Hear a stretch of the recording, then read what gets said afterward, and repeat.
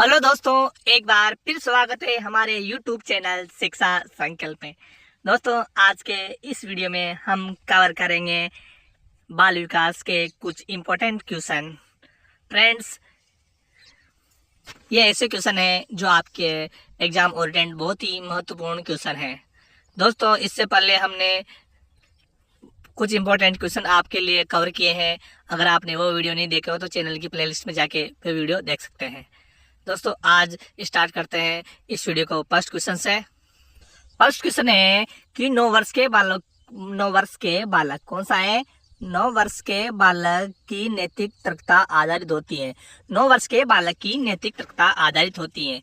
तो फ्रेंड्स, 9 वर्ष के बालक की नैतिक तर्कता आधारित होती है। किसी कार्य के भौतिक परिणाम उसकी सच्चाई या बुराई को निर्धारित करती है। किसी कार्य के भौतिक परिणाम उसकी अच्छाई या बुराई को निर्धारित करती है। ठीक है, तो ऑप्शन फर्स्ट इसका राइट आंसर हो जाएगा कि 9 वर्ष के बालक की नैतिक तर्कना आधारित होती है। किसी कार्य के भौतिक परिणाम उसकी अच्छाई या बुराई को निर्धारित करते हैं। ठीक है, नेक्स्ट क्वेश्चन है, क्वेश्चन सेकंड है दोस्तों कि निम्न में से कौन सा उदाहरण अभिप्रेरणा का परिणाम नहीं है? निम्न में से कौन सा उदाहरण अभिप्रेरणा का परिणाम नहीं है? ठीक है, कौन सा उदाहरण है जो अभिप्रेरणा का परिणाम नहीं है? फर्स्ट है, देखो फर्स्ट ऑप्शन है दोस्तों कि कृष्णा ने नृत्य का समय 1 घंटे से बढ़ाकर 2 घंटे कर दिया। कृष्णा ने क्या कर दिया? नृत्य का समय 1 घंटे से 2 घंटे बढ़ाकर कर दिया। ठीक है, ये भी है। जॉन स्टुअर्ट मिल ने 12 वर्ष की उम्र में दर्शन का अध्ययन आरंभ किया। तो फ्रेंड्स, ये नहीं है। जगन ने सांस लेने की प्रक्रिया में रुचि दिखानी प्रारंभ कर दी। ये भी है। राम ने तेजी से आधुनिक एवं प्राचीन ऐतिहासिक प्रवृत्तियों में सत्संबंध स्थापित करने में प्रगति की। तो फ्रेंड्स, अभिप्रेरणा का परिणाम कौन सा नहीं है? तो फ्रेंड्स, अभिप्रेरणा का परिणाम इसमें ऑप्शन नंबर सेकंड अभिप्रेरणा का परिणाम नहीं है। ठीक है, नेक्स्ट है क्वेश्चन नंबर 3। क्वेश्चन नंबर 3 है दोस्तों कि निम्न में से क्या एक प्रभावी प्रशंसा के रूप में अध्यापक के लिए कार्य करेगा? निम्न में से क्या एक प्रभावी प्रशंसा के रूप में अध्यापक के लिए कार्य करेगा? ठीक है, तो विद्यार्थियों के अवधान को उनके कार्य से संबंधित व्यवहार पर केंद्रित करता है। विद्यार्थियों के वर्तमान कार्य निष्पादन को उनके समूह के अन्य साथियों के संदर्भ में वर्णित करता है। विद्यार्थियों को उनकी योग्यताओं तथा कार्य में निष्पादन के महत्व को सूचना देता है। तो right answer option number D हो जाएगा कि विद्यार्थियों को उनकी योग्यता तथा अथवा कार्य निष्पादन के महत्व की सूचना देता है। क्वेश्चन नंबर 4 है दोस्तों कि निम्न में से कौन सा उदाहरण अधिगम को प्रदर्शित करता है? निम्न में से कौन सा उदाहरण अधिगम को प्रदर्शित करता है?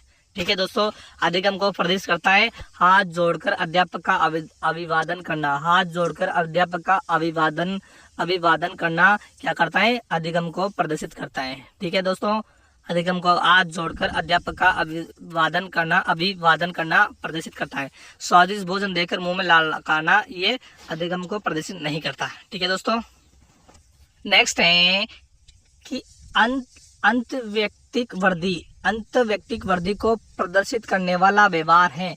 अंतर्वैयक्तिक वृद्धि को प्रदर्शित करने वाला व्यवहार है। क्या है दोस्तों? व्यक्तित्व को प्रदर्शित करने वाला व्यवहार कौन सा है दोस्तों?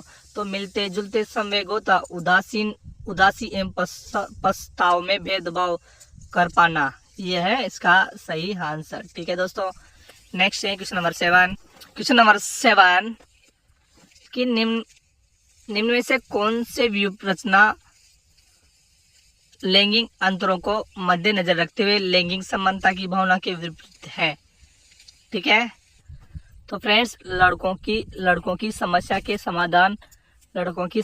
समाधान और विश्व पर नियंत्रण रखने के लिए उनकी योग्यता पर उनके आत्मविश्वास विकसित करने के लिए सहयोग प्रदान करना इसका सही आंसर हो जाएगा। क्वेश्चन नंबर 8 है दोस्तों कि एक अध्यापक किसी भी समूह में समुदाय आधारित व्यक्तिगत विभिन्नताओं को समझ सकता है। एक अध्यापक किसी भी समूह में समुदाय आधारित व्यक्तिगत विभिन्नताओं को समझ सकता है।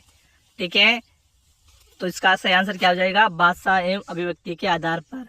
किसके आधार पर? भाषा एवं अभिव्यक्ति के आधार पर समझ सकता है।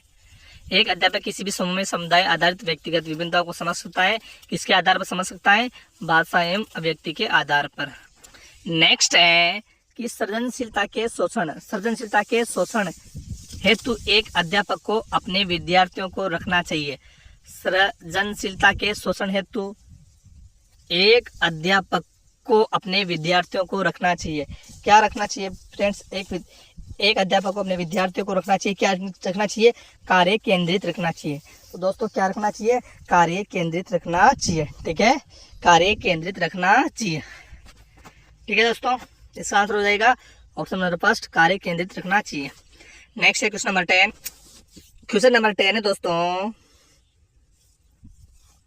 कि निम्न में से कौन सी विशेषता सामाजिक रूप से वंचित वर्ग के विद्यार्थी की नहीं है? निम्न में से कौन सी विशेषता सामाजिक रूप से वंचित वर्ग के विद्यार्थियों की नहीं है? ठीक है, कौन सी नहीं है दोस्तों? तो नियमित स्वास्थ्य संबंधी देखभाल नहीं मिलती है। नियमित स्वास्थ्य संबंधी देखभाल नहीं मिलती है। तो फ्रेंड्स ये विशेषता नहीं है। ठीक है, नेक्स्ट है क्वेश्चन नंबर 11। क्वेश्चन नंबर 11 है कि क्रियात्मक अनुसंधान मौलिक अनुसंधान से भिन्न है क्योंकि वह क्रियात्मक अनुसंधान मौलिक अनुसंधान से भिन्न है क्योंकि यह क्या है? अध्यापकों, शैक्षिक प्रबंधों एवं प्रशासकों द्वारा किया जाता है। क्योंकि ये अध्यापकों, शैक्षिक प्रबंधों एवं प्रशासकों द्वारा किया जाता है। ठीक है, इसका राइट आंसर। नेक्स्ट है क्वेश्चन नंबर 12 है दोस्तों कि क्रियात्मक अनुसंधान में क्या होता है? क्रियात्मक अनुसंधान में उपकल्पनाओं का निर्माण समस्याओं के कारणों पर आधारित है।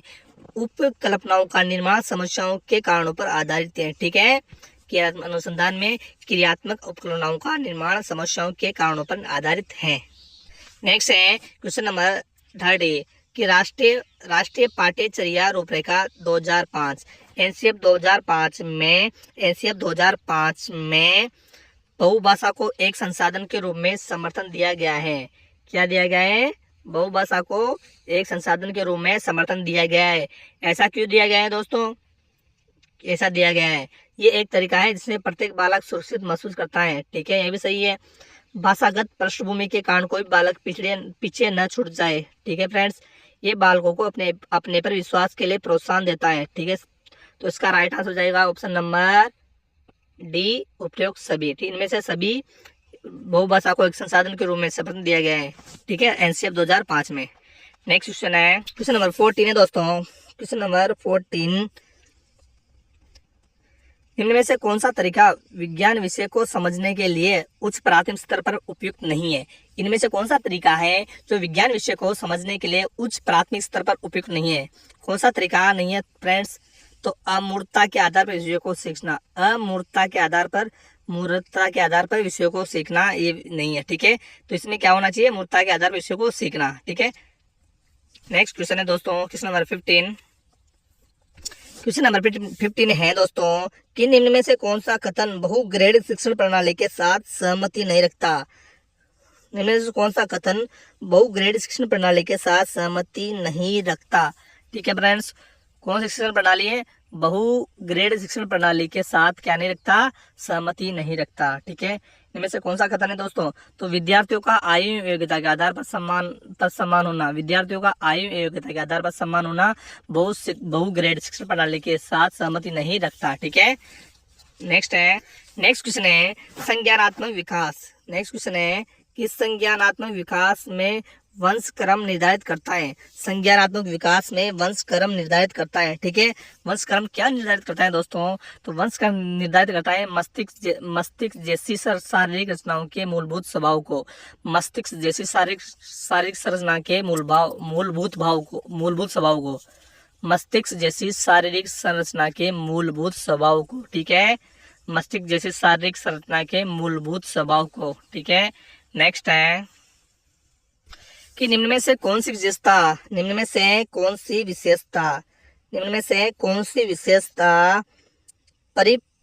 परिपक्वता को अधिगम से अलग करती हैं। इनमें से कौन सी विशेषताएं जो परिपक्वता को अधिगम से अलग करती हैं? ठीक है, कौन सी विशेषताएं दोस्तों? तो इसमें ये एक स्वाभाविक प्रक्रिया है। ये क्या है? स्वाभाविक प्रक्रिया है। ये परिपक्वता को अधिगम से अलग करती है। ठीक है, नेक्स्ट क्वेश्चन है क्वेश्चन नंबर 19 है कि निम्न में से कौन सा कथन विकास के संबंध में सही नहीं है? निम्न में से कौन सा कथन विकास के संबंध में सही नहीं है? ठीक है, निम्न में से कौन सा कथन विकास के संबंध में सही नहीं है? विकास प्रतिमानों की कुछ निश्चित विशेषताओं की भविष्यवाणी की जा सकती है, यही सही है। विकास का उद्देश्य वंशानुक्रम संभाव्य का विकास करना। विकास के विभिन्न क्षेत्रों में संभावित खतरे नहीं होते हैं, तो फ्रेंड्स ये गलत है। विकास के विभिन्न क्षेत्रों में संभावित खतरे होते हैं। प्रारंभिक विकास बाद के विकास से अधिक महत्वपूर्ण है, ये भी सही है। तो ऑप्शन नंबर 3 इसमें क्या हो जाएगा? विकास के संबंध में सही नहीं ऑप्शन हो जाएगा। ठीक है दोस्तों, नेक्स्ट है क्वेश्चन नंबर 20 में है दोस्तों कि दल या गैंग का सदस्य होने से सामाजिकरण उत्तर बाल्यावस्था में बेहतर होता है। दल या गैंग का सदस्य होने पर सामाजिकरण उत्तर बाल्यावस्था में बेहतर होता है। इनमें से कौन सा कथन इस विचार के विपरीत है? ठीक है, वयस्कों पर निर्भर न होकर सीखना, जिम्मेदारियों को निभाना सीखना, अपने समूह के प्रति वफादार होता सीखना, छोटी बातों पर झगड़ना करते हुए अपने गैंग के सदस्य से लड़ाई मोल लेता है। तो फ्रेंड्स ये एक विपरीत विचार है। ठीक है कि योगात्मक मूल्यांकन का उद्देश्य है। नेक्स्ट क्वेश्चन है योगात्मक मूल्यांकन का उद्देश्य क्या है दोस्तों? योगात्मक मूल्यांकन का क्या उद्देश्य है? तो योगात्मक मूल्यांकन का उद्देश्य है समय विशेष एवं विभिन्न कार्यों पर एक विद्यार्थी ने कितना अच्छा निष्पादित किया है का पता लगाना। समय विशेष एवं विभिन्न कार्यों पर एक विद्यार्थी ने कितना अच्छा निष्पादित किया है, ये पता लगाना क्या है? योगात्मक मूल्यांकन का उद्देश्य है। नेक्स्ट क्वेश्चन है दोस्तों, बहिर्मुखी विद्यार्थी अंतर्मुखी विद्यार्थी से किस विशेषता के कारण भिन्न होता है? बहिर्मुखी विद्यार्थी अंतर्मुखी विद्यार्थी से किस विशेषता के कारण भिन्न होता है? ठीक है, किस विशेषता के आधार पर भिन्न होता है? मन परेशान होने की अपेक्षा अपनी भावनाओं को व्यक्त करना। मन परेशान होने की अपेक्षा अपनी भावनाओं को व्यक्त करता है। ठीक है, नेक्स्ट है इनमें से कौन सा कथन बुद्धि के बारे में सत्य नहीं है? इनमें से कौन सा कथन बुद्धि के बारे में सत्य नहीं है? ठीक है, कौन सा कथन बुद्धि के बारे में सत्य नहीं है? ये एक व्यक्ति की मानसिक क्षमता है, ये भी सही है। ये सामंजस्य अनुकूलन स्थापित करने में सहायक है। ये व्यवहार की गुणवत्ता से आकी जाती है। ठीक है, ये स्थायी अपरिवर्तनशील विशेषता है। तो फ्रेंड्स ऑप्शन नंबर 4 इसकी बुद्धि के बारे में सत्य कथन नहीं है। नेक्स्ट है क्वेश्चन नंबर 25 है कि एक संतुलित व्यक्तित्व वह है जिसमें क्या होता है? प्रेम। मजबूत अहम को बनाया जाता है। क्या बनाया जाता है? मजबूत अहम को बनाया जाता है। एक संतुलित व्यक्तित्व वह है जिसमें मजबूत अहम को बनाया जाता है।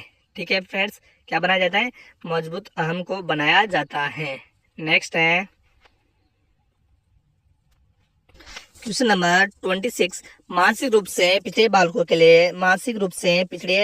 के लिए ठीक है कि मानसिक रूप से पिछड़े बालकों के लिए निम्न में से कौन सा व्यू रचना कार्य करेगी? मानसिक रूप से पिछड़े बालकों के लिए निम्न में से कौन सा व्यू रचना कार्य करेगी? ठीक है फ्रेंड्स, तो कार्य को मूर्त रूप से समझना। कार्य को क्या करना है? मूर्त रूप से समझना। मानसिक रूप से पिछड़े बालकों के लिए एक व्यू रचना कार्य करेगी।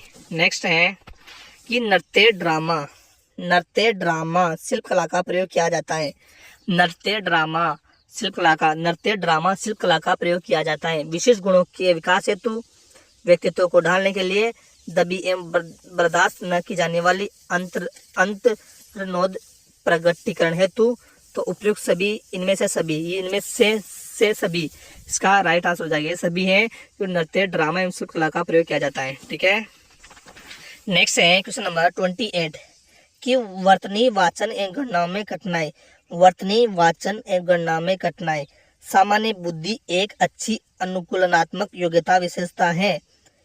वर्तनी वाचन एवं गणना में कठिनाई सामान्य बुद्धि एक अच्छी अनुकूलनात्मक योग्यता विशेषता है। अधिगम निर्योग बालकों की किसकी विशेषता है फ्रेंड्स? ये अधिगम निर्योग बालकों की विशेषता है। ठीक है, अधिगम निर्योग बालकों की विशेषता है। नेक्स्ट क्वेश्चन है दोस्तों कि निःशक्त क्या है?